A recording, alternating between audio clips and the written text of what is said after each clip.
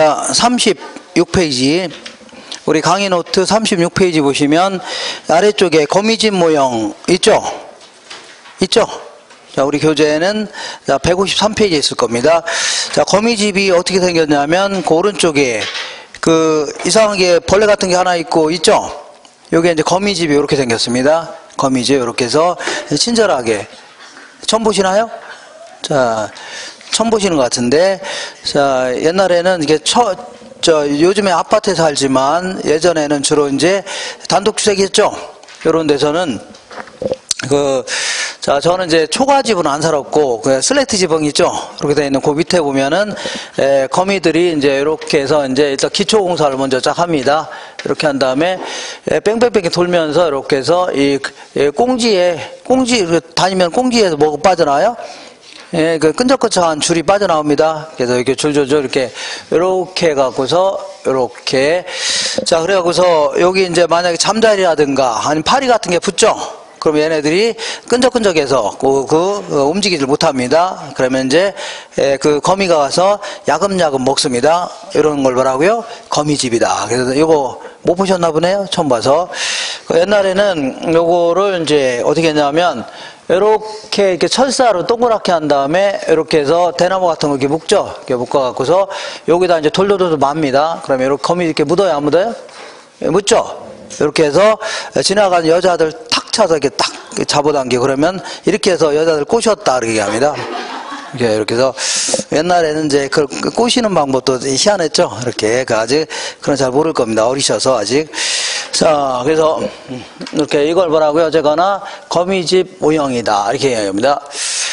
자, 거기 보시니까 이런 얘기를 해볼게요. 어떤 얘기냐면, 자, 이렇게 여기 수요와 공급이 이렇게 만나는 점에서 균형 가격과 수량이 결정되어 있었는데 아까 했었죠?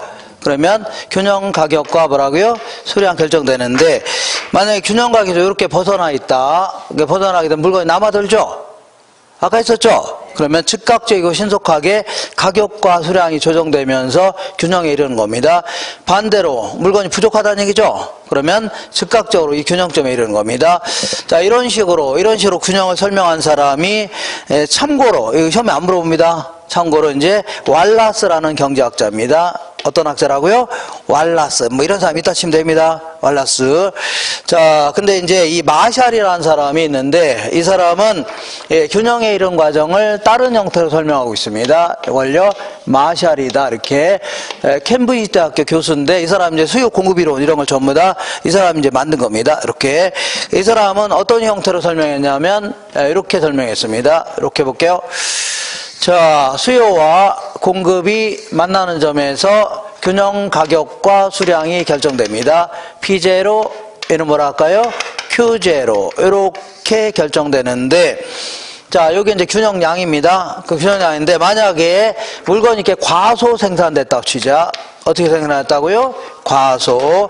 물건이 작게 생산됐다. 그런 얘기입니다. 그러면 이만한 물량에서 받고자 하는 가격은 이만큼입니다. 알겠죠? 지불하고자 하는 가격은 이만큼이다. 자, 무슨 얘기냐면 이런 얘기입니다. 이렇게. 자, 이만한 물량에서 이만큼 받고자 한다는 얘기죠? 이만큼 받고자 하는 이유가 뭐냐면 공급자도 자기도 물건 만드는데 생산비가 들어가야 안 들어가요? 들어가죠? 여기다가 적정한 이윤을 포함해서 최소한 이 정도는 받겠다는 얘기입니다. 알겠죠? 그러면 이번에는 자, 수요 곡선은 이렇게 그려지는데 이만한 물량에서 지불하고자 하는 최대 가격은 이만큼입니다. 이건 또 왜 이만큼 지불하려고 하냐면 자기도 그만한 만족감이 있다는 얘기죠? 그에 대한 대가로 최대한 이만큼 지불하겠다는 얘기입니다. 알겠죠? 그러니까 이렇게 과소 생산됐을 때는 받고자 하는 최소한의 가격은 이만큼인데 지불하고자 하는 최대 가격은 이만큼이죠. 그죠? 그러면 기업의 목표는 어디에 있다고요? 이윤의 극대화에 있는 겁니다. 당연히 소비자가 돈을 많이 주겠다니까 올리려고 안 올려고요? 올리려고 할 겁니다. 그러면서 자, 가격을 막 올리려고 할 겁니다. 그래서 이렇게 해서 받으려고 하겠죠? 그죠? 그러면 얘네들은 정상 이상의 무지막지한 이익을 챙긴 겁니다. 이걸요, 초과 이윤이라 이렇게 얘기합니다. 무슨 이유라고요? 초과이윤. 그럼 이러한 초과이윤을 얻는 물건에는 생산량을 늘리고 싶어요? 줄이고 싶어요? 자, 다른 기업도 이런 거 만들고 싶겠죠? 즉각적으로 생산이 늘어나게 되는 겁니다. 예를 들어서, 자, 롱코트 같은 거 있죠? 롱패딩. 이런 걸 갑자기 막 입으려는 사람이 많아지니까 가격이 올라갈 수 있죠? 그러면 즉각적으로 다른 기업들도 이런 거 만들려고 안 만들려고요? 만들려고 하면서 시장 물건이 많아진다는 얘기죠. 그럼 자연스럽게 가격은 좀 떨어지게 되는 겁니다. 알겠죠? 결국은 이 점에서 이러는 겁니다. 즉각적으로 생산이 늘어나면서, 알겠죠? 이렇게. 이번에는 반대로, 자, 물건이 이렇게 과잉 생산돼 있다 쳐자. 어떻게 됐다고요? 과잉 생산돼 있다. 그러면 이만한 물건 수준에서 받고자 하는 최소한의 가격이 이만큼이죠. 이거 이상은 받아야 되는 겁니다. 그 다음에 소비자 입장에서는 최대한 이만큼만 지불하겠다는 얘기죠. 그럼 거래가 이루어져 안 이루어져요? 안 이루어지는 겁니다. 예를 들어서 공급자는 100원 이상 받으려고 하고 소비자는요 30원 이상 못 주겠다는 얘기죠. 그럼 거래가 돼요 안 돼요? 안 되는 겁니다. 그런다고 해서 자 계속 창고에 쌓아놓을 수는 없는 거죠. 그래서 소위 말하는 땡처리 뭐 이런 거 할 거 아닙니까? 그러면서 결국 소비자가 원하는 대로 낮춰서 팔 수밖에 없는 겁니다. 알겠죠? 그래서 어떻게든 팔아치우려고 할 겁니다. 그러면 이렇게 팔게 되면 자 원가 이하로 그러니까 정상전 이윤도 못 미치는 가격으로 파는 거죠. 이거를요 초과 손실이다 해집니다. 무슨 손실이라고요? 그럼 이렇게 손해난 물건을 기업들은 생산하려고 안 하려고요?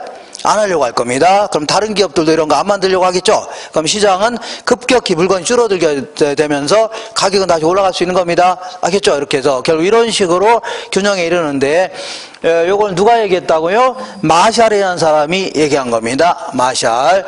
자, 그런데 이거 일반적인 제안은 이런 식으로 될 수 있지만 농산물 시장 같은 거 있죠? 이 거미집 모형은 원래 에치켈이라는 경제학자가 농산물 시장에 가격이 맨날 폭등하거나 폭락하는 현상이 있죠, 매년. 요거를 여기다 한번 접목을 해본 겁니다. 그러니까 이런 얘기입니다. 나와 있는 것죠. 오른쪽 메뉴에 2017년도에 2018년도고 이거는요 2019년도가 딱 있다 치자. 그럼 2017년도에 마늘이 과소 생산됐다고 치자. 어떻게 하라고요? 과소. 그러면 가격이 올라갈까요? 떨어질까요? 올라가겠죠? 가격은 올라가는 정도가 아니라 폭등하는 형태가 나타났네요. 그리고 이거는 전부 다 1년에 농사를 한 번만 지은다 가정하는 겁니다. 그리고 수입이라든가 이런 거 전부 없다고 가정하는 겁니다. 그러면 과소 생산되니까 가격은 폭등해요? 안 폭등해요? 폭등했죠? 폭등하죠? 그러면 만약에 그러니까 마늘 농사 지은 사람들은 엄청나게 큰 돈을 버는 겁니다. 그죠? 그러면 만약에 이게 일반적인 차라면 이런 것들 서로 더 만들려고 안 만들려고요? 가격이 폭등했으니까 이런 거 만들려고 더 만들려고 안 만들려고요? 더 만들고 싶겠죠? 다른 기업도 이거 막 서로 만들려고 하겠죠? 그럼 갑자기 물건이 많아지면서 물건 많아지면 가격이 다시 떨어질 수 있다는 얘기죠. 그러면서 균형에 이를 수 있다는 얘기입니다. 아시죠? 근데 문제는 마늘 가격이 폭등하니까 마늘의 생산량을 늘리고 싶죠? 근데 곧바로 늘릴 수 있나요? 항상 그해 생산하면 거기서 끝난다고 치시면 됩니다. 그죠? 곧바로 생산량 늘릴 수 있어 없어요? 그애는 이제 가을 되고 겨울 되면 농사 못 짓는 거죠? 그러니까 거기서 끝나는 겁니다. 그러니까 속으로만 생각하는 겁니다.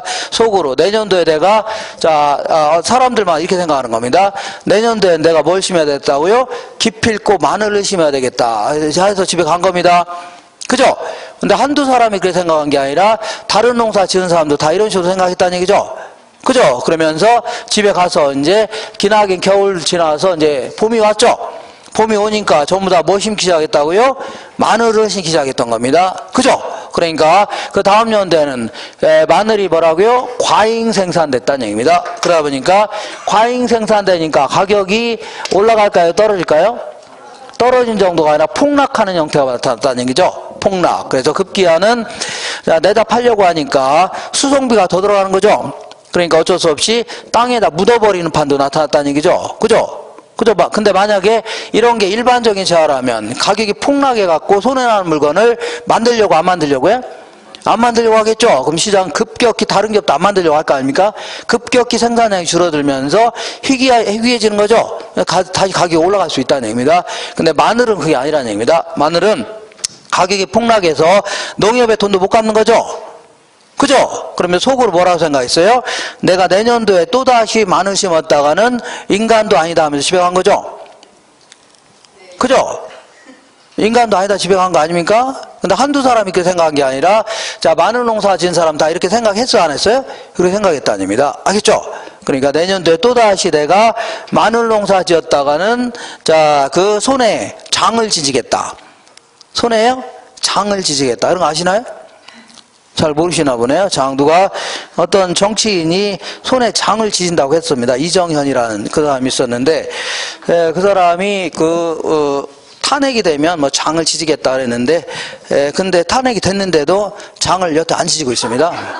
그래서 그 사람 있습니다. 이따가 검색해 보세요. 이정현이라고 있습니다. 그래서 자, 어쨌거나 어떤 사람은요, 어떤 사람은 대구역에서 분시자를 하겠다는데 아직도 살아 있습니다. 그래서 저는 정치인들이 말하려면 계속 약속을 지켜야 되는 거 아닙니까? 그죠? 어쨌거나 가격이 폭락했으니까 뭐라고요? 가격이 폭락했으니까 사람들 속으로 뭐라 생각해요? 내가 또다시 마늘 농사 지었다가는 인간도 아니다 하면 집에 간 거죠? 그죠? 그래서 이제 기나긴 겨울을 힘들게 살았을 겁니다. 그잖아요? 아이고, 농협 돈도 못 갚으니까. 그러면서 그 다음 연도에는 마늘 농사 지은 사람 있었어, 없었어요? 없었다는 얘기입니다. 그러다 보니까 또다시 과소 생산되면서 가격이 폭락할까요? 폭등할까요? 폭등하는 형태가 나타난 겁니다. 가격이 뭐라고요? 폭등하는 형태. 이런 식으로 해마다 물건이 과잉, 과소 생산되면서 가격이 폭등하거나 폭락하거나 폭등하거나 이런 형태가 반복되는 거죠. 왜 이런 형태가 발생하냐면 한마디로 얘기하면 가격이 올라가서 곧바로 생산량만 늘릴 수 있다면 이런 형태는 발생돼야 안 돼요? 안 된다는 얘기입니다. 근데 생산에 시차가 존재한다는 얘기죠. 그러니까 가격이 올라가니까 곧바로 증가하는 게 아니라 다음 연도 돼서 증가한다는 얘기입니다. 아시죠? 그리고 가격이 폭락하면 곧바로 생산량이 줄어드는 게 아니라 다음 연도 돼서 줄어든다는 얘기죠. 이런 식으로 해마다 수요자하고 안 맞는다는 얘기죠. 그러면서 폭등하거나 폭락하는 현상이 반복된다는 얘기입니다. 그래서 한번 다시 읽어볼게요. 요 밑에 보시면 거기 기본 가정을 보겠습니다. 기본 가정. 자, 우리 같은 수요자 입장에서는 금기의 가격을 기준으로 금기의 수요량이 결정됩니다. 그냥 금기라는 게 올해라고 생각하시면 됩니다. 올해의 가격을 기준으로 뭐라고요? 올해의 수요량이 결정된다. 자, 생각해 볼게요. 우리 같은 사람은 비싸면 안 사려고 하죠? 올해 싸면 많이 사려고 하죠? 곧바로 결정된다는 얘기입니다. 근데 공급량은 자, 그렇지 않다는 얘기죠? 전기의 가격을 기준으로 올해의 생산량이 결정된다. 자, 전기의 가격이 폭등했으면 바로 생산량이 늘어나는 게 아니라 올해 증가한다는 얘기죠? 전기의 가격이 폭락했으면 올해 폭락한다는 얘기죠. 이런 식으로 생산에 항상 뭐가 존재한다고요? 시차가 존재한다 그런 얘기입니다. 그죠? 그러다 보니까 해마다 뭔가 왁구가 안 맞으니까 물건이 남아돌고 모자랄고 반복한다는 얘기죠. 이렇게. 그리고 이것도 또한 예상의 비합리성이라고 해서 이 사람들은 자꾸 농부들은 예상을 비합리적으로 한다는 얘기입니다. 자, 이런 얘기입니다. 자, 이때 가격이 폭락했죠? 폭락했을 때 속으로 뭐라고 생각했어요? 내가 내년도에는 그 마늘 농사 지었다가는 인간도 아니다 하면 집에 간 거죠? 손에 뭘 지지겠다고요? 장을 지지겠다 했는데 왜 그런 식으로 했을까요? 왜 그런 식으로 했냐면 이 사람 생각할 때는 다음 연도도 계속해서 뭐라고요? 가격이 폭락할 거로 생각해서 그런 겁니다. 그죠? 이걸 뭐라고요? 예상의 비합리성이라는 겁니다. 알겠죠? 그럼 만약에 가격이 폭락해서 다른 사람은 다 내년도에 마늘 안 심겠다고 하는데 나는 그냥 무조건 심겠다는 사람 있죠? 나는 그래도 심겠다는 사람은 그 다음 연도에 큰 돈을 벌어 못 벌어요? 벌 수가 있다는 얘기입니다. 그죠? 근데 사람이 바보라서 그런 게 아닙니다. 자, 생각해 볼게요. 내가 요번에 마늘 농사 지어서 다 갈아엎었다는 얘기죠? 근데 또 마늘 심고 싶을래나요? 그렇지 않다는 얘기입니다. 어쩔 수 없이 사람이라는 게 어쩔 수 없다는 얘기입니다. 그죠? 이런 거 어쨌거나 이러라고요. 예상을 자꾸 비합리적으로 한다는 얘기입니다. 그리고 만약에 이때 물건이 안 팔려갖고 만약에 창고에 쌓아놓고 있다가 나중에 언젠가는 올릴 수 있어 없어요? 일반 채화 같은 거 언젠가 올릴 수 있죠? 창고에 오랫동안 쌓아놓을 수 있죠? 그럼 그때 가서 팔면 손해는 아예 안 나요? 안 난다는 얘기입니다. 근데 마늘이라든가 파라든가 이런 것들은 자, 그해 못 파는 거는 그해 다 버려야 된다는 얘기입니다. 그죠? 그러다 보니까 어쩔 수 없이 자, 갈아엎는다든가 아니면 헐갑에 팔 수밖에 없다는 얘기죠. 그런 형태가 나타나는 겁니다. 그러면 한번 그림을 통해서 해결해 볼게요. 그림을 통해서 자, 2017년도에 마늘이 과소 생산됐습니다. 어떻게 하고요? 과소 생산되니까 받고자 하는 최소한의 가격이 이만큼이죠. 지불하고자 하는 최대 가격이 이만큼이죠. 그러니까 당연히 농부 입장에서는 가격 올리려고 낮추려고요? 올리려고 하겠죠? 그러면서 엄청난 이거 챙긴 겁니다. 그죠? 그러면 이런 게 일반적인 시야라면 생산량을 늘리고 싶어요? 줄이고 싶어요? 늘리고 싶은데 이건 곧바로 늘릴 수 있나요? 속으로만 생각한 거죠. 속으로만. 내년도엔 내가 뭘 심어야 되겠다고요? 마늘을 심어야 되겠다면서 거의 대부분 이렇게 하면서 집행한 거죠. 그러니까 2017년도에는 이렇게 가격이 폭등한 상태로 끝난 겁니다. 어떤 상태라고요? 폭등한 상태로 경제 상태가 끝난 겁니다. 알겠죠? 그러면 가격이 이렇게 폭등했으니까 자, 요거는 그림 문제, 장황하게 설명하자면 나중에 문제 푸는 거는 딱 정해져 있습니다. 다 맞춥니다. 어쨌든 가격이 폭등했죠? 그러면 폭등한 상태에서 공급하고자 하는 양 이만큼인데, 폭등한 상태에서 공급하고자 하는 양 이만큼인데, 자, 이 가격에서 공급량은 이만큼 나왔죠? 요거 다음 연도 돼서 늘어난 겁니다. 다음 연도 돼서 뭐라고요? 물량이 늘어났다는 얘기죠? 그래서 과잉 생산된 겁니다. 어떻게 했다고요? 과잉 생산됐다. 그러면 자, 받고자 하는 최소한의 가격이 이만큼이죠. 그 다음에 우리 입장에서는 지불하고자 하는 최대 가격이 이만큼이죠. 그럼 거래가 돼요? 안 돼요? 안 되는데 마늘은 특수성이 있죠. 그에 못 파는 건 다 버려야 될 수밖에 없는 거 아닙니까? 그러니까 당연히 소비자가 원하는데 낮춰서 팔 수밖에 없다는 얘기입니다. 그죠? 그러면서 마늘 농사 지은 사람들은 어마어마하게 손해본 거죠. 그러면서 집에 가면서 뭐라고 했어요? 내가 또다시 마늘 농사 지으면 인간도 아니다 하면서 집에 간 거죠. 그러니까 2018년도에는 가격이 폭락한 상태로 끝난 겁니다. 알겠죠? 이렇게. 그러면 이만한 가격에서 공급하고자 하는 양 이만큼인데 요거는 언제 나타났다고요? 2019년도에 나타난 겁니다. 그럼 또다시 가격이 폭등할 수 있죠? 이런 식으로 해마다 폭락하거나 폭등한 현상이 계속 반복되는 겁니다. 그래서 왜 이런 형태가 발생하냐면 생산에 뭐가 존재한다고요? 시차가 존재해서 그런 겁니다. 뭐가 존재한다고요? 시차. 자, 그러면 이 부동산 한번 생각해 볼게요. 부동산도 이렇게 해볼게요. 여기가 뭐가 있냐면 저기 그 외곽순환도로 해서 쭉 가다 보면 자 이렇게 중동 IC 있죠? 중동 IC가 있습니다. 거기서 빠져나와서 오른쪽으로 가면은 요거는 이제 인천이고 왼쪽으로 가면요 부천 나옵니다. 어디라고요? 부천. 그러니까 부천 상동 이렇게 상동지구 이렇게 해서 뭐 중동지구 이렇게 해서 이게 나오는데 여기에 이제 뭐가 있었냐면 여기에 이제 돈텔마마 나이트클럽이 있었습니다. 무슨 마마라고요? 돈텔마마. 거기 가서 마마가 뭐 엄마죠? 엄마라고 부르지 말라는 얘기입니다. 그러니까 엄마 말하지 마라. 그러니까 파 들고 가서 파 바구니 들고 가서 뭐라고요? 그냥 아가씨라고 행세하면서 들어가는 얘기죠. 어쨌거나 돈텔 뭐라고요? 마마 나이트. 이게 이제 2007년도 경인가 한번 뭐 무슨 막 그 칸칸마다 해갖고 난잡하게 운영하다가 이제 그 영업 정지당한 적이 있습니다. 아, 그런 적이 있습니다. 그래서 지금 어떻게 하나 모르겠는데 가본 적이 요즘에 내가 여기는 또 메리트 관광 나이트라고 해서 동양 최대의 나이트다 해갖고 여기는 또 거기 가다 보니까 여기는 또 자 이상한 쇼 같은 거 해갖고 난잡하게 하다가 영업 정지당하고 이렇게 한 적이 있습니다. 그래서 여기는 제가 가보진 않았고 여기 왔다 갔다 학원이 여기 하나 있어갖고 간 적이 있습니다. 이렇게 소문만 들었습니다. 소문 알겠죠? 그래서 내가 자 다른 건 다 되는데 뭐가 안 되냐면 춤이 안 됩니다. 뭐가 안 돼요? 좀 노래까지도 이만큼 약간 되긴 하는데 뭐가 안 된다고요? 좀 그래서 이런 데 가봐야 제가 돈만 아깝습니다. 그래서 어쨌거나 여기 보면 여기다가 2004년도경에 어떤 사람이 못 모르고 여기다가 뭘 지었냐면 오피스텔 지은 적이 있었는데 두 동을 정확히 이게 이름이 좀 생각이 안 나네요. 하도 오래돼서. 그래서 이제 오피스텔 지은 적이 있는데 이 당시에 이제 어떤 형태로 지었냐면 이 복층형 있죠? 예, 그 전에는 별로 없었습니다. 복층형이 뭐냐면 다락방 같은 거 하나 만들어서 거기서 잠도 자게 하는 거 있죠? 이런 형태로 오피스텔을 만든 겁니다. 여기 한번 대박이 났던 겁니다. 뭐가 났다고요? 대박. 그러니까 대박이 나서 막 줄이 한 500m 선 적이 있어요. 저쪽에 이제 여기에 옛날에 이제 LG 백화점이었는데 그 뒤쪽입니다. 무슨 스퀘어 지금 바뀌었는데 어쨌거나 그러니까 막 줄이 막 500m 서 있으니까 가격이 올라갈까요? 떨어질까요? 분양가 떨어져요? 분양가 올라가겠죠? 막 서로 막 구입하려니까. 그러니까 대박 난 겁니다. 그러니까 다른 건설업자가 속으로 어떻게 생각했어요? 야, 나도 여기다가 뭘 지어야 되겠다고요? 오피스텔 지어야 되겠다. 이렇게 얘기했는데 한두 사람이 이렇게 생각한 게 아니라 건설업자라면 이렇게 생각했다는 얘기죠. 그죠? 그러면서 몰래 땅을 구입해 갖고 뭘 짓기 시작했어요?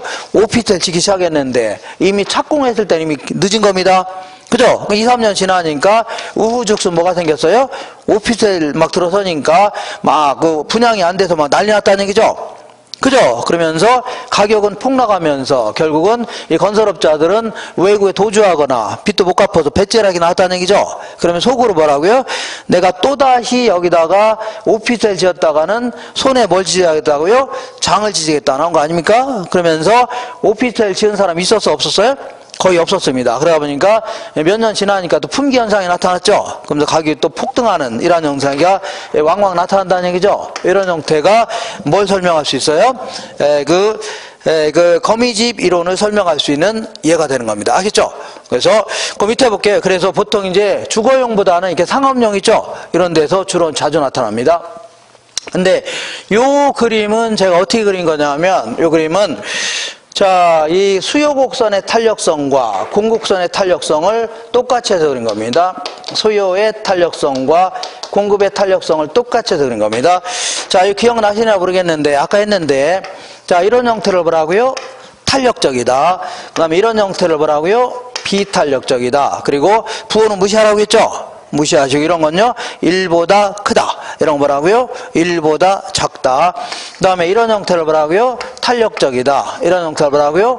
비탄력적이다. 이런 걸 뭐라고요? 1보다 크다. 이런 거 뭐라고요? 1보다 작다. 그러면 어떤 식으로 그린 거냐면 얘는 기울기를 똑같이 해서 그린 겁니다. 알겠죠? 그래서 이런 식으로 그리게 되면 계속해서 뺑뺑뺑뺑 강강술래처럼 계속 돕니다. 이걸요 순환형 거미집 모형이다 이렇게 표현합니다. 무슨 형이라고요? 순환형 이렇게 얘기합니다. 근데 만약에 이런 식으로 한번 그려볼게요. 어떻게 그리냐면 자 상대적으로 이렇게 완만한 형태를요 탄력적이다. 상대로 이렇게 급한 형태를요 비탄력적 이렇게 얘기합니다. 이렇게 자 그래서 이런 걸 뭐라고요? 탄력적 이런 걸요. 자 하늘에서 비가 내려온 형태를요 비탄력적, 완만한 형태를요 탄력적 이런다면 얘는요 이렇게 해서 계속 뱅뱅뱅뱅 돌더니 언젠가는 균형점에 이를 수 있다는 얘기죠. 그래서 얘는 어떻게 그린 거라고요? 수요 곡선의 탄력성과 그 다음에 공급의 탄력성을 비교했을 때 얘가 더 크게 그린 겁니다. 이럴 경우에는 언젠가는 균형점이 이룬다는 얘기죠. 이걸요 수렴형 거미집 모형이다 이렇게 표현합니다. 뭐라고요? 수렴형.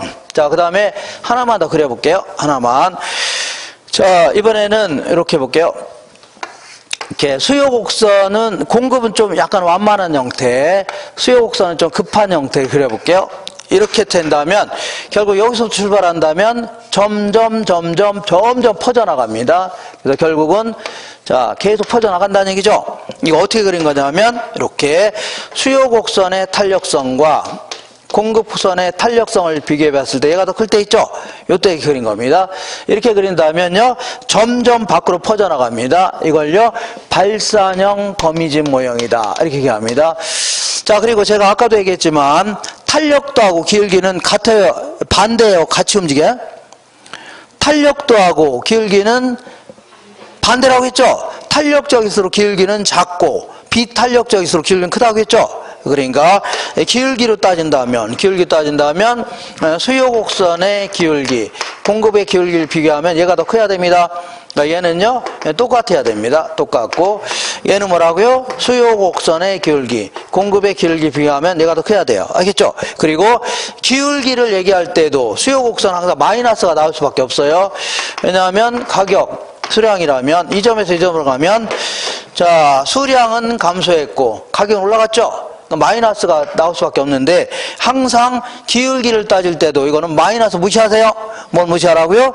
마이너스 무시하시고 절대값만 가지고 따져야 됩니다. 뭐만요? 절대값. 그래서 자 문제를 통해서 확인해 볼게요.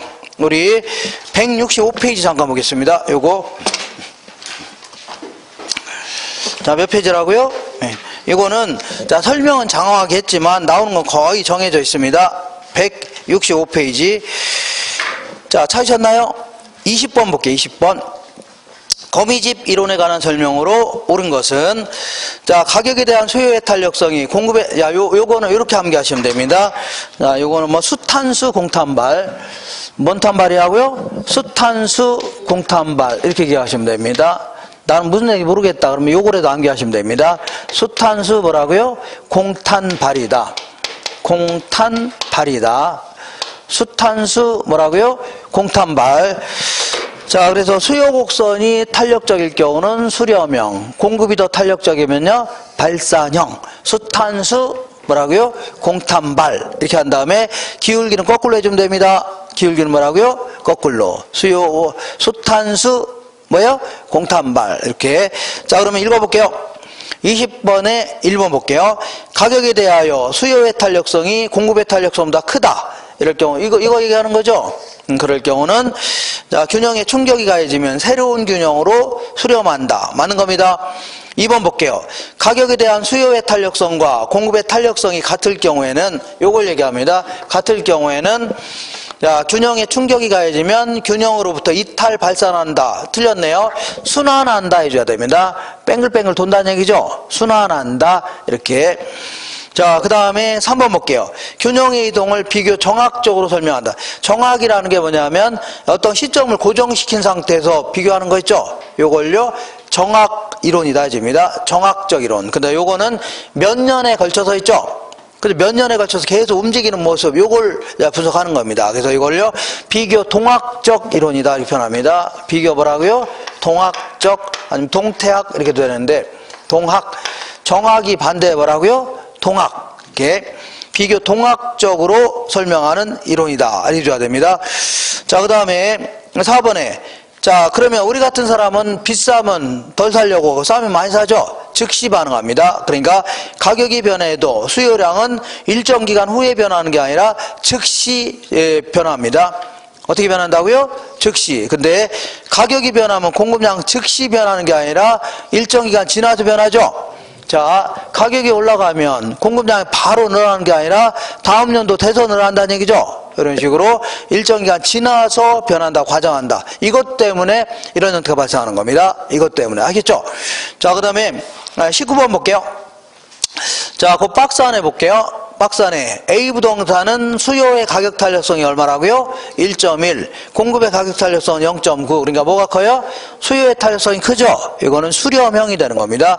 그 밑에 B 부동산은요, 수요의 가격 탄력성은 0.9. 공급의 가격 탄력성은요, 1.3. 그러니까 뭐가 커요? 공급의 가격 탄력성이 크죠? 그러니까 요거는요, 발산형이 되는 겁니다. 무슨 형이라고요? 발산형. 이렇게 해서, 문제가 뭐 아주 어렵게는 안 나옵니다. 그래서 아주 어렵게는 안 나오니까 요 정도만 정리하시고, 자, 다시 우리 그 강의 노트 돌아올게요. 노트로 돌아오셔서 39페이지 보겠습니다.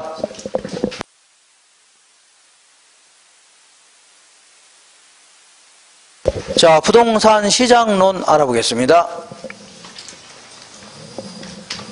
자, 요거는 설명은 장황하게 했지만 나올 수 있는 게 거의 정해져 있습니다. 그래서 요거 거의 안 틀리니까 아주 약간 뭐 계산 문제 하나가 어렵게 나올 수도 있는데 그런 거는 나중에 같이 하시면 됩니다. 자, 이번에는 그냥 의미만 하시면 돼요. 우리는 이제 가격이 변하면 공급량은 즉시 변해요? 나중에 변해요? 나중에 변하니까 해마다 왁구가 안 맞는다는 얘기죠. 그래서 가격이 물건이 남아돌고 모자란다는 얘기죠. 그러면서 가격이 폭등하거나 폭락하는 현상 나타납니다. 39페이지 볼게요. 부동산 시장 총론이다 해서 시장의 형태 있죠? 시장의 형태는 우리 교재에 174페이지 있을 겁니다. 몇 페이지라고요? 174페이지. 그리고 한 장 넘겨보시면 부동산 시장의 특성과 기능 있죠? 요거는요, 우리 교재 177페이지에 있습니다. 몇 페이지라고요? 177페이지. 다시 돌아오셔서 39페이지에 시장의 형태 갖고 한번 읽어볼게요. 시장은 매도인과 매수인에 의하여, 매도인은 자, 파는 자, 매수인은요, 사는 자, 얘네들이 자, 이 시장에서 만나서 거래가 자발적으로 이루어지는 겁니다.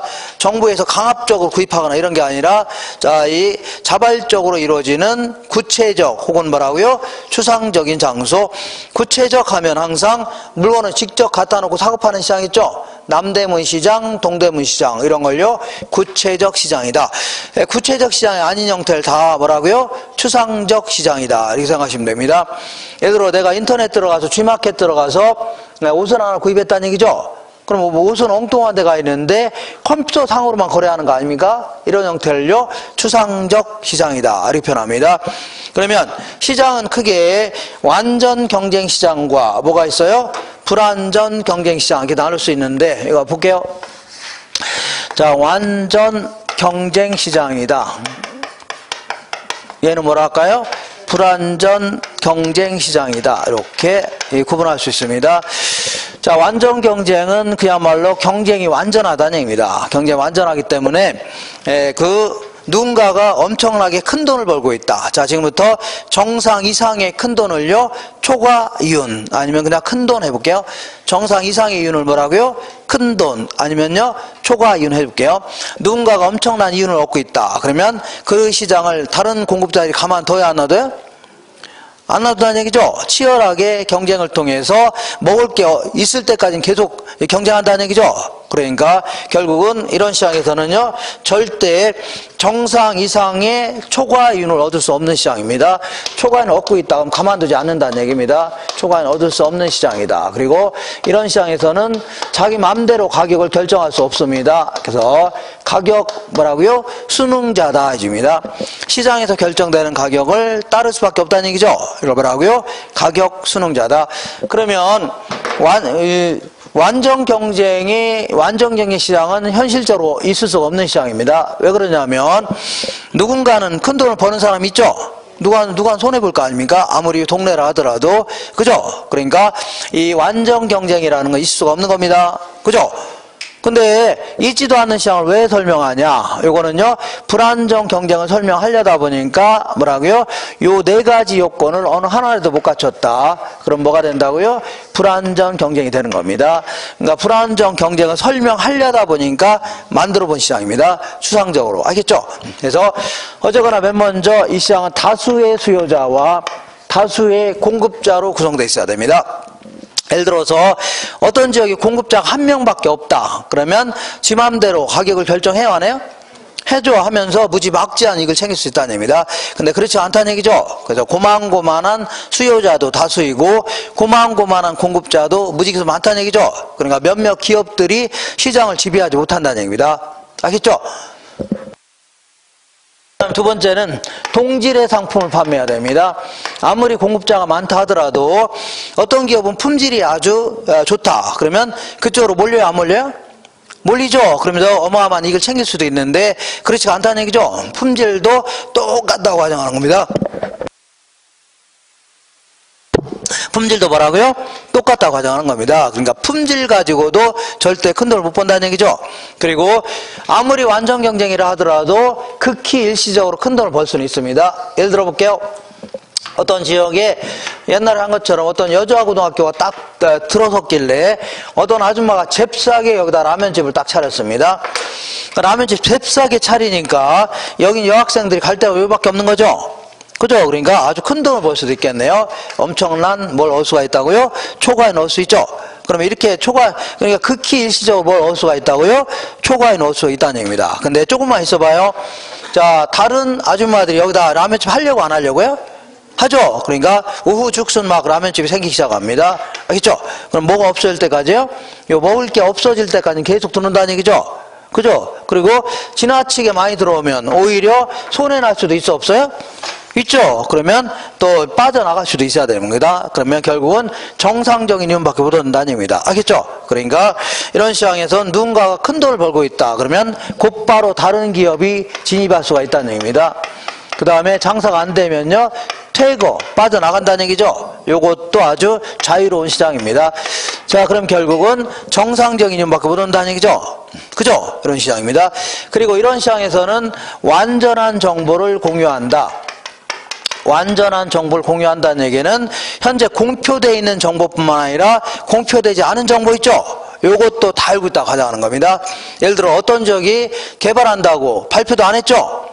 발표도 안 했는데도 불구하고 다 알고 있다고 가정해야 되는 겁니다. 그러니까 절대 정보를 가지고도 절대 뭐라고요? 큰 돈을 벌 수 없는 시장, 이런 시장을 뭐라고요? 완전 경쟁 시장이다 해줍니다. 그래서 이런 시장은 현실적으로 존재할 수 있어 없어요? 없죠. 그래서 저도 한번 만들어 본 겁니다. 옆에다 한번 만들어 볼게요. 자, 2019년 5월 30일 현재 이렇게 자, 이 그 공급자가 있고 이거는 수요자가 있는데 이렇게 해볼게요. 자, 공급자가 됐든 수요자가 됐든 문장 많습니다. 전부 다 라면을 만들어 파는 시장입니다. 뭐라고요? 라면. 그래서 공급자도 A, B, C, D, E, F, G 수두룩히 많습니다. 그 다음에 사는 사람들도요. 가, 나, 다, 라, 마, 바. 문장 많다는 얘기죠. 일단 첫 번째 조건을 갖췄어요? 못 갖췄어요? 갖췄죠? 두 번째는요, 여기서 판매되는 라면은 전부 다 품질과 서비스가 똑같습니다. 뭐가 똑같다고요? 품질과 서비스가 똑같아요. 전부 다 신라면을 만들어 팝니다. 신라면 가지고 끓여 판다는 얘기죠. 그리고 자, 계란은 항상 반쪽을 집어넣습니다. 그리고 파는요, 두 쪽 있죠? 딱 집어넣고 들어올 때는 전부 다 90도로 절합니다. 어떻게 하고요? 90도. 나갈 때는요, 쳐다도 안 봅니다. 이렇게 예전한 것처럼. 그러니까 모든 기업은 품질과 서비스가 똑같죠. 이런 상태에서 어쨌거나 시장은 다수의 수요자와 다수의 공급자에 의해서 뭐가 결정돼요? 균형 가격과 수량이 결정되는데 한 3,000원 정도가 결정돼 있다 쳐보자. 얼마라고요? 3,000원. 그러면 D라는 사람이, 잡을게요. D라는 사람이 3,300원 받기로 했다. 할 수 있죠? 3,800원 했죠? 그러면은 곧바로 도산합니다. 곧바로 뭘 한다고요? 도산한다. 왜 그러냐면 남들은 다 얼마 받고 팔아요? 3,000원 받고 파는데 얘만 3,300원 받고 팔고 있죠. 그리고 품질도 좋은 것도 아니죠. 똑같은데 뭐하러 그 집 갑니까? 다른 식으로 하죠. 그러니까 곧바로 뭐라고요? 망합니다. 이번에는 자 2,700원 받고 팔기로 했다 시작. 그러면 얘는 곧바로 더 크게 망합니다. 뭐라고요? 망한다. 왜 그러냐면 요 시장에서 결정되는 3,000원 있죠? 요거는 정상적인 이윤만 얻을 수 있는 가격입니다. 무슨 가격이라고요? 정상적인 이윤. 그러면 정상적인 이윤, 먹고 살 만큼의 이윤이죠? 요것만 얻을 수 있는 가격인데 이거보다 못 미친다는 얘기는 결국은 자 손해보면서 파는 겁니다. 뭐라고요? 손해. 그러면 팔면 팔수록 더 크게 망합니다. 알겠죠? 아침부터 몰리긴 몰리는데 팔면 팔수록 뭐라고요? 손해보면서 파는 겁니다. 알겠죠? 그러니까 이런 시장에서는 절대 가격을 건들면 대화인데요. 안 됩니다. 가격을 건드는 순간 망합니다. 그래서 하나의 물건에는 하나의 가격이 형성될 수밖에 없어요. 알겠죠? 그리고 아무리 완전 경쟁을 하더라도 극히 일시적으로 큰 돈을 벌 수 있다고 했죠? 근데 곧바로 다른 기업이 진입도 자유롭고 퇴고도 자유해야 됩니다. 마지막으로 완전 경쟁, 완전 정보와 관련돼서 이런 얘기 해볼게요. 일하는 사람이 기획재정부에 삼촌이 있어갖고 앞으로 신라면에다가 세금을 왕창 때릴 거랍니다. 뭘 때릴 거라고요? 세금을 왕창 때릴 거랍니다. 그럴 수 있죠? 그러면 농심 입장에서도 손해 안 보려니까 나중에 가격 올리려고 안 올리려고요? 올리려고 하겠죠? 그러니까 나중에 올라갈 게 뻔할 거 아닙니까? 그러니까 네가 알아서 하라고 한 거죠? 그러니까 얘가 자 이 트럭 끌고 가서 그 정보를 가지고 트럭 끌고 가서 시장에 가서 자 있는 대로 막 라면을 잔뜩 사는 거죠. 그죠? 그런 다음 며칠 있다가 진짜 라면 가격이 문장 올랐습니다. 그러면 남들은 어떻게 했다고요? 비싸게 라면을 구입하는데 얘는 이미 싸게 다 구입해놨죠. 그러니까 엄청나게 큰 돈을 벌 수가 있다는 얘기입니다. 근데 그런 시장이 아니라는 얘기죠. 아니로 자 일하는 사람이 기획재정부에는 삼촌한테 라면 가격이 오를 거라는 소리를 정보를 들었어 안 들었어요? 듣고서 곧바로 트럭 끌고 와서 시장에 가서 물건 사려고 했더니 이미 다른 사람도 알아요 몰라요? 다 알고 있다는 얘기입니다. 그러니까 이미 웃돈 받고 다 팔고 있다는 얘기죠. 올라갈 대로 올라갔다는 얘기입니다. 그런 정보를 가지고 절대 뭐라고요? 큰 돈을 벌 수 없다는 얘기입니다. 알겠죠? 이렇게 정보를 가지고도 절대 큰 돈을 벌 수 없는 시장, 이런 시장을요, 그 완전 경쟁 시장이라는데 존재할 수 없는 겁니다. 그러면 부동산 시장은 이 네 가지 중에 한 개라도 갖췄나 보겠습니다. 먼저, 자, 이 그 부동산은 비싸요, 싸요? 비싸고 개별성 특성 때문에 지역마다 그런 물건 하나밖에 없는 거죠. 그러니까 상대적으로 부동산 살 수 있는 사람도 비싸기 때문에 제한되어 있고, 그리고 그런 물건을 구입하고자 하는 사람도 몇 명씩 안 되겠죠. 그러다 보니까 상대적으로 소수의 판매자와 소수의 구매자로 되어 있습니다. 그리고 자, 이 동질의 상품이 아니라 전부 다 물건은 위치부터 다 다른 거죠. 이질적인 제품을 다 판매하는 겁니다. 그리고 아까는 이런 얘기를 했는데, 어떤 사람이 오피스텔 딱 지었다. 대박 났다는 얘기죠? 대박 났어요, 안 났어요? 나니까 나도 한번 여기다 오피스텔 지어야 되겠다 이렇게 하는데, 이 오피스텔을 짓는 게 그 조그만 돈 몇 푼 가지고 질 수 있어, 없어요? 안 되죠. 막강한 자본력이 요구되는 겁니다. 그렇잖아요? 그리고 또한 정부에서는 여기다가 아파트 못 지게, 오피스텔 못 지게 할 수도 있는 거죠. 그죠? 여러 가지 진입 장벽이 존재할 수밖에 없는 겁니다. 그죠? 이런 거 지으려면 쉬워요, 어려요? 어렵고 돈은 많이 들죠. 정부에도 못 지게 할 수 있죠. 그러니까 계속해서 큰 돈을 계속 벌 수 있다는 얘기입니다, 누군가가. 그죠? 그리고 설사 내가 여기다 오피스텔 지었다 하더라도 장사 안 된다고 해서 빠져나오기도 쉽다. 그렇지 않죠? 임대가 안 된다고 해서 빠져나온 것도 팔리지도 않는 거죠. 그냥 또 갖고 있을 수밖에 없는 겁니다. 그래서 계속 손해 날 수밖에 없다는 얘기죠. 그죠? 이렇게. 그리고 장관 청문회 할 때, 자, 낙마하는 사람들 한 80% 이상은 자기가 공직생활 하면서 어떤 지역이 개발된다고 미리 알아요, 몰라요? 미리 아는 거 아닙니까? 요즘에도 이런 게 좀 터졌는데. 자, 그러니까 미리 알죠? 그러니까 이런 정보를 가지고 미리 구입해놨다가, 근데 자기 이름으로 구입했다가는 나중에 아무래도 출세길에 지장이 있죠. 그러니까 사돈의 8촌 명의로 아니면 친구 명의로 장모님 명의로 구입해놨다가 나중에 탄로나는 거죠. 그러면서 낙마하는 경우는 우리는 무지막지하게 많이 봤을 겁니다. 그러니까 우리는 일반적인 정보를 우리는 모르죠. 근데 이런 정보를 몇몇 사람 알아요, 몰라요? 몇몇 사람만 알고 있다는 얘기입니다. 그러면서 걔네들은 무지막지한 이익을 챙길 수 있죠. 이런 시장이 일반적이라는 얘기입니다. 자, 그러면 현실적으로 존재하는 부동산 불안정 경쟁은 크게 이제 경제학적으로 세 가지 형태로 구분할 수 있습니다. 그래서 어떤 시장이냐면 독점 시장이다. 그 다음에 과점 시장이다. 그 다음에 독점적 경쟁 시장이다. 이렇게 나눠볼 수 있는데, 자, 독점 시장은 공급자가 몇 명이라고요? 한 명인 시장, 이런 걸요 독점 시장이라는 겁니다. 대표적인 게 이제 우리나라는 한전이죠. 한전이 전력을 독점적으로 공급하는 거죠. 코레일에서 자, 뭐라고요? 철도 시장을 다 지배하고 있는 겁니다. 그죠? X인가? 그거 있죠? 그것도 다 코레일이 다 거의 다 지분을 갖고 있는 겁니다. 이렇게 해서, 자, 그럼 얘네들은 지 마음대로 가격 결정하는 거죠? 그래서 무지막지한 이익을 챙길 수 있는 겁니다. 그 다음에 보통 과점 시장은 그런데 대기업들이 주도하는 그러한 시장을 얘기하는데, 얘네들은 소수의 몇몇 기업들이 시장을 지배하는 이러한 시장 있죠? 이거를 과점 시장이라는 겁니다. 우리 핸드폰 시장 같은 경우는, 자, LG, U+ 있죠? 그리고 SK, KT 이 정도에서 다 지배하는 거 아닙니까? 석유 같은 경우에도 현대 오일뱅크라든가, 자, GS, 칼텍스 뭐 이런 데 있죠? 이런 데서 몇몇 기업들이 이제 지배하는 이러한 형태를 답을 하고요. 과점 시장이줍니다. 그 다음에 독점적 경쟁 시장은 주로 우리 동네에서 이제 자영업자들이 주도하는 시장, 이런 시장을요, 독점적 경쟁이라 이렇게 얘기합니다.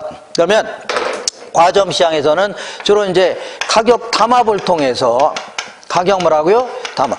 자, 그러니까 우리 이제 핸드폰 시장에서 그렇게 자, 그 가격 좀 낮추라고 해도 걔는 어느 정도 내려가도 더 이상 안 내려갑니다. 더 이상 뭐라고요? 안 내려가요. 걔네들은 기업들이 몇몇 개 대여한대요? 안 됩니다. 오히려 공정거래위원회에서 그렇게 벌금 묻더라도 계속 가격은요, 어느 정도 계속 유지합니다. 그러면서 무지막지한 이익을 챙기는 겁니다. 알겠죠? 그러니까, 자, 얘네들은 왜 그러냐면, 예를 들어서 SK의 그 딸이, LG 가서는 딸이 며느리가 돼 있다는 얘기죠? 이게 막 얽히고 설켜 있는 겁니다. 지들 몇 명 안 되니까 어느 정도 내려가서는 더 이상 안 내려가겠다는 얘기죠? 그러면서, 가격을 뭐라고요? 담합을 통해서 얘네들은 가격을 결정합니다. 가격을 어떤 식으로 결정한다고요? 가격 담합을 통해서 결정하면서 무지막지한 초과 이익을 얻어가는 이러한 형태입니다. 초과 이윤에도 상관없습니다. 이렇게. 알겠죠? 그 다음에 자, 독점적 경쟁은 우리 주변에서 볼 수 있는 이제 우리 동네 시장 있죠? 이런 시장을 얘기하는데, 예를 들어서 얘네들은 완전 경쟁의 요건을 웬만큼 갖췄는데 어느 하나만요 독점적인 요소를 갖고 있다는 얘기죠. 이런 시장을요 독점적 경쟁이라는 겁니다. 예를 들어 볼게요. 자, 우리 그 미장원 시장 같은 거 해볼게요. 미장원은 어쨌거나 미장원 하는 사람들도 다수고 이용자도 다수죠. 다수의 공급자와 수요자로 되어 있습니다. 그 다음에 기업 미장원 하는 것도 쉽고 빠져나가는 것도 쉽다는 얘기죠. 큰 돈 더 들어가는 건 아니잖아요. 그 다음에 어떤 미장원 하면서 어떤 정보가 많이 필요한 건 아닐 겁니다. 다만 자, 동질적인 상품이 아니라 상호 이질적인 제품, 다시 말하면 제품 차별화를 통해서 상당한 이익을 챙겨가는 형태 있죠. 나름대로 가격도 결정하고 이런 형태를요 독점적 경쟁이라는 겁니다. 예를 들어서 우리 어떤 미장원 가면 아주 사람들이 많은 미장원 있죠. 이런 데가 뭔가 차이가 있어 없어요? 있다는 얘기입니다. 머리를 아주 잘한다든가 아니면요 서비스가 좋다든가 있죠. 그러면 단골이 막 몰려요 안 몰려요? 몰리면서 나름대로 파마 가격도 결정하고 그 다음에 이윤도 엄청 챙길 수 있다는 얘기죠. 이런 시장을 뭐라고요? 독점적 경쟁이. 한 페이지 넘겨보겠습니다. 자, 부동산 시장의 특성과 기능 알아볼게요. 간단히 여기서는 예전에 한번 했기 때문에 간단히만 알아볼게요. 특성. 자, 요거는 이제 이 맥주 시장과 다른 특성 알아볼게요. 맥주 시장과 다른 특성 알아보는데 요거 하기 전에 시장은 용어로 한번 정리해 볼게요. 우리나라 전체 시장이 이만큼 있다 적을게요. 우리나라 전국에 있는 시장, 전체 시장이라 하는 겁니다. 요거를 여러 가지 형태로 쪼개 볼 수가 있습니다. 시장을 이렇게 쪼개 볼 수 있다는 얘기죠. 이게 쪼개진 하나하나 시장을요 부분 시장이다 이렇게 표현합니다. 무슨 시장이라고요? 그러니까 예를 들어서 지역에 따라 쪼개 볼 수 있죠. 서울의 부동산 시장, 부산의 부동산 시장 이런 식으로 남양주에 있는 부동산 시장, 그 다음에 용도에 따라서도 주거용, 상업용, 공업용 이렇게 쪼개볼 수 있죠. 그 다음에 규모에 따라서도 대형, 소형 이렇게 쪼개볼 수 있는 거 아닙니까? 이런 식으로 쪼개진 하나하나 시장을 뭐라고요? 부분 시장 해줍니다. 그 다음에 내가 아파트 316동 801호 하나 갖고 있다. 그러면 나도 아까 시장이 뭐라고요? 매도인과 매수인이 만나서 자발적으로 거래가 이루어지는 곳 있죠? 이걸 얘기하는데, 내가 아파트 316동 801호를 갖고 있으면 나는 좀 이거 팔려고 내놨을 때 좀 비싸게 팔고 싶어요? 싸게 팔고 싶어요? 비싸게. 근데 이걸 사겠다는 몇몇 사람은요 좀 싸게 구입하겠죠. 그러면서 가격과 수량이 결정될 수 있죠. 이런 거 하나하나를 뭐라고요? 개별 시장이다 해줍니다. 뭐라고요? 개별 시장. 이렇게. 자, 그러면 어쨌거나 부동산 시장은 어떤 특성이 있나 보겠습니다. 맨 먼저 국지성이라는 특성이 있습니다. 이렇게. 자, 국지성이 뭐냐면 그 부동산 활동의 범위가 꼼짝 못하는 바람에 부동성 때문에 지역적으로 좁아지게 한다 그런 의미입니다. 그러니까 내가 여기다 원룸 지어서 굳이 서울에다 광고할 필요 있나요? 서울 사람이 여기 와서 주무시고 가고 이러지 않겠죠? 아다못해 춘천에 광고할 필요 없는 거 아닙니까? 요 근처에만 광고하면 되는 거죠? 이런 식으로 부동산 활동의 범위가 지역적으로 좁아지게 하면서 부동산 지역마다 별개의 가격 수준, 거래 관행, 임대료 이런 결정된다는 얘기죠? 이런 걸요 국지화된다 해줍니다. 그리고 시장은, 부동산 시장은 예를 들어서 내가 원룸 지어서 아니면요 오피스텔 지어서 분양 직원 데려다가 여기서 직접 판다. 그럴 경우는 물건 갖다 놓고 사업하는 거죠. 이런 거 일종의 뭐라고요? 구체적 시장이 될 수 있는 겁니다. 근데 부동산은 춘천에 있는데 아니면 강릉에 있는데 거래는 여기서 할 수 있어 없어요? 있죠. 그럼 물건 엉뚱한 데 가 있는데 여기서는 권리만 주거니 받거니 하는 거죠. 이런 형태를 다 뭐라고요? 추상적 시장이라는 겁니다. 뭐라고요? 추상. 그러니까 구체적 시장이 되기도 하고 추상적 시장이 되기도 하는데, 특히 추상적 시장이 되기 때문에 자, 이 강릉에 있는 부동산이 어떤 건지 확인해야 돼요? 안 해야 돼요? 도로는 있는지, 근처 학교는 있는지, 아니면 가격은 적정한지 확인해야 되죠. 그러니까 정보 활동도 크게 필요로 하고, 그리고 또한 직접 가서 또 확인해야 되죠. 임장 활동 이런 게 갖고 필요한 게 국지성 때문입니다. 부동성 때문에.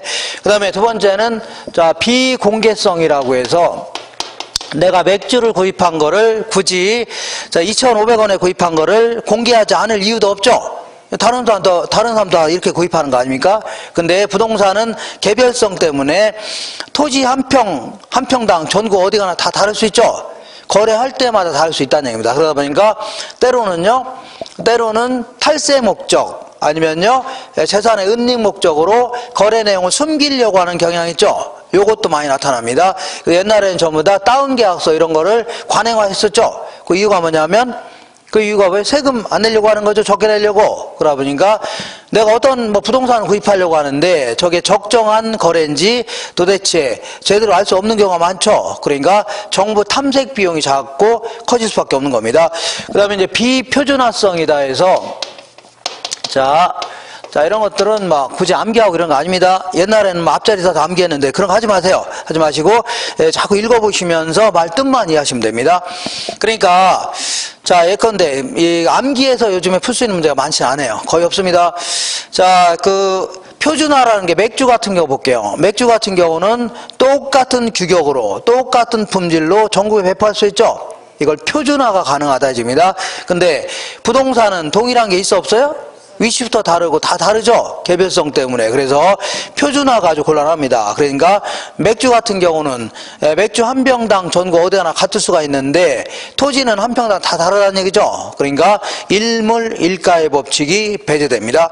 그 다음에 이제 비조직성이라고 해서 이렇게 볼게요. 우리 맥주 같은 경우는 똑같은 물건을 똑같은 규격으로 전국에 배포할 수 있는 거죠. 그러다 보니까 전국 어디 가서나 똑같은 물건을 구입할 수 있는 겁니다. 그러다 보니까 오비맥주에서 시작해서 총판, 도매상, 그리고 전국의 구석구석까지 소매상까지 조직화된 시장을 만들 수 있는 거죠. 그죠? 근데 부동산은 일단 똑같은 게 있어 없어요? 없습니다. 하나하나 보고서 거래해야 됩니다. 이거 어떤 놈인지 하나하나 보고 거래해야 되고, 두 번째는요, 춘천에 있다면 춘천까지 가서 또 확인해야 되죠. 가서 직접 확인하고 거래해야 될 거 아닙니까? 그러니까 직거래가 될 수밖에 없는 겁니다. 무슨 거래하고요? 직거래. 그러니까 공급자하고 수요자가 직접 만나서 거래가 되는 시장이 있죠. 이런 시장이 될 수밖에 없는 겁니다. 그 다음에 수급 조절이 곤란하다. 그 얘기는 토지 같은 경우는 부증성 때문에 어떤 지역의 땅의 수요가 증가하면 가격이 올라갈 수 있죠. 올라가야 하려고요? 올라가면 공급량을 늘리고 싶은데 문제는 토지의 공급량을 바로 늘릴 수 있어 없어요? 바로가 아니라 아예 못 늘리는 거죠. 그래서 그리고 또한 아파트도 마찬가지입니다. 어떤 아파트에 대한 수요가 증가하면 가격이 올라갈 수 있죠. 그러면 공급량을 늘리고 싶은데 문제는 바로 늘릴 수 있나요? 없죠. 그러니까 단기적으로는 수요 때문에 가격이 결정되는 겁니다. 생각해 볼게요. 단기적으로는 단기적으로는 수요가 증가하면 가격이 폭등하죠. 수요가 감소하면요 가격만 폭락하는 겁니다. 이거를 적정한 가격이라 하기는 아주 곤란합니다. 그러니까 단기적으로는 가격 왜곡 현상이 발생합니다. 그 다음에 이런 얘기를 해볼게요. 이렇게 만약에 남양주 지역은 아파트가 남아돌고 저기 춘천 지역 모자란다. 그러면 남아도는 걸 갖다 팔 수 있다면 지역 간의 수급 불균형은 해결돼야 한대요? 되죠. 근데 문제는 갖다 팔 수 있어 없어요? 없다입니다. 맥주처럼 맥주 남아돌고 모자란 갖다 팔 수 있죠. 근데 그렇지가 않다는 얘기입니다. 그러니까 지역 간의 수급 불균형, 이건 뭐 때문이라고요? 부동성 때문입니다.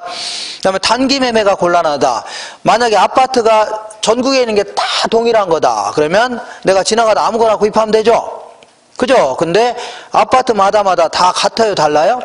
다 다릅니다. 도로에서 가까운 게 있고 먼 게 있고 더럽게 쓴 게 있고 깨끗하게 쓴 게 있고 주변에 학교가 있는 것도 있고 없는 것도 있죠. 그러니까 고르고 골라서 마음에 드는 거 고르려고 할 겁니다. 그리고 또한 고가성 때문에 지나가다 맥주처럼 아무나 구입하지 않죠. 그러니까 신중에 신중을 기해서 구입하려다 보니까 내 입장에서는 그래도 아파트야 그래도 잘 팔리지만 상가나 공장 이런 거는 5년이 돼도 안 팔릴 수 있죠. 그러니까 환금성의 곤란, 현금화시키기가 어렵다는 얘기죠. 이런 걸로 이어질 수가 있다는 얘기입니다. 그 다음에 과다한 법적 제한이 많이 따를 수밖에 없는데, 우리 내가 한 부동산 활동은 남한테 피해를 줄 수 있는 거죠. 예를 들어 주택가 한복판에 연탄공장 차렸다. 남한테 피해 주는 거죠. 그러니까 다양한 형태의 공법적, 사법적인 측면에 규제가 많이 따를 수밖에 없는 겁니다. 그러다 보니까 가격이 오르면 공급량 늘려야 되는데 정부에서 못 팔게 할 수 있죠. 아니면 못 짓게 할 수 있죠. 그러니까 이거는요, 시장 자율조정 기능을 저하시킨다 집니다. 그 다음에 요즘에 부동산 시장이 아주 약간 힘든 거는 자금 조달이 힘들다는 얘기죠. 그러니까, 자, 부동산은 비싸요, 싸요? 비싸기 때문에 자금 조달, 그냥 은행에서 돈 빌리는 게 뭐 수월하냐, 그렇지 않냐에 따라서 부동산 시장에 매우 크게 영향을 줄 수 있는 겁니다. 알겠죠? 그래서 이 정도에서 쭉쭉 읽어 나가시면 됩니다. 쭉쭉쭉 읽어 나가시면 됩니다. 자, 이번에는 부동산 시장의 기능 알아보겠습니다. 어떠한 역할을 하나 볼게요. 기능.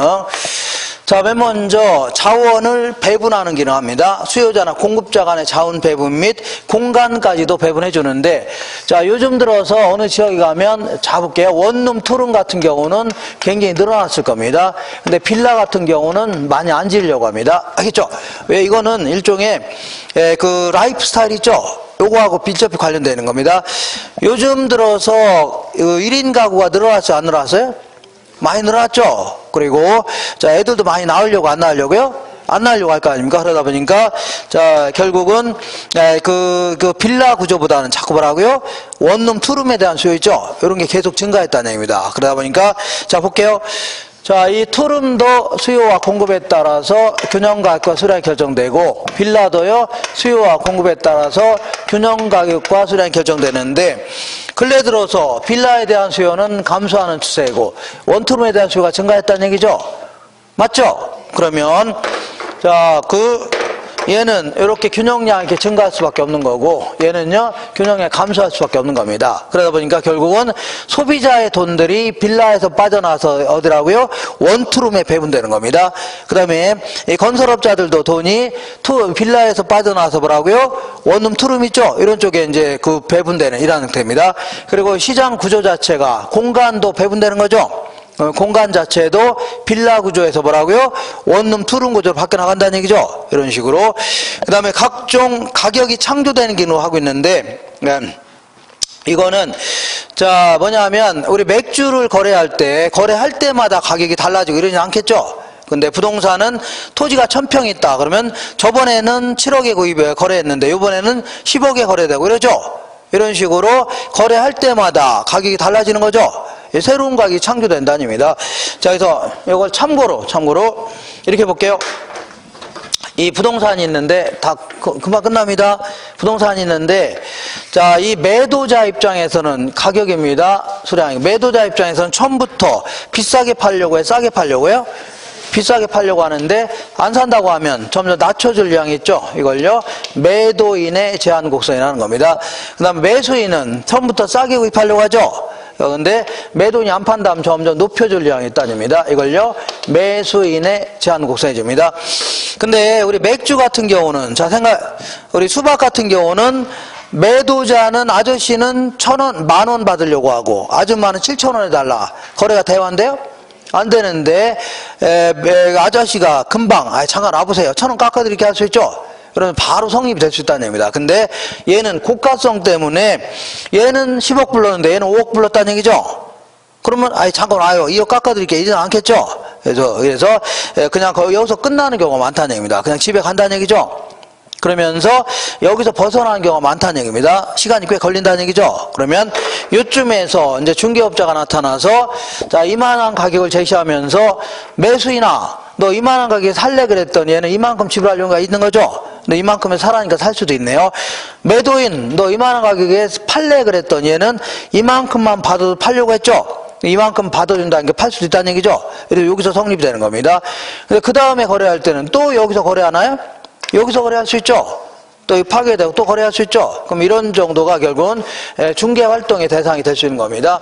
그 다음에 각종 교환 기능도 하고 있는데, 부동산과 부동산끼리, 부동산과 현금하고 소유와 임대 등이 교환된다는 얘기죠.